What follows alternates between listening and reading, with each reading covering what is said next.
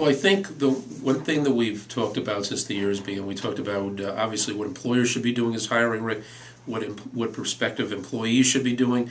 But one thing that's really become an issue over the last month and is gathering a lot of steam across communities, and I know Jonathan and I were talking about it before the show, is commuting costs.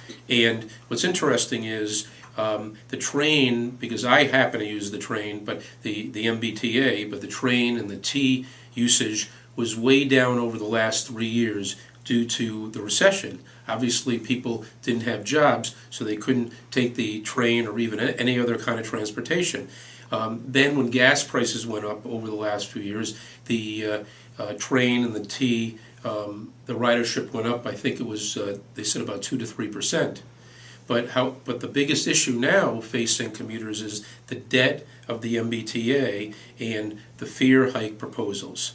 And it's not fare hike proposals for a few percent or just a slight increase. You're talking about enormous increases in different areas from the T and the MBTA. And what I want to throw out to you for discussions is any type of suggestions, because Mayor Menino recently talked about maybe raising the gas tax on gasoline prices, and then other alternatives that on a luxury tax or something that could offset this, because the fear is that not only in Boston but out in other communities, so for example the Metro West, where they're talking about increases up to 40%. Plus parking too. I know they jacked up the parking in a lot of these lots. Correct.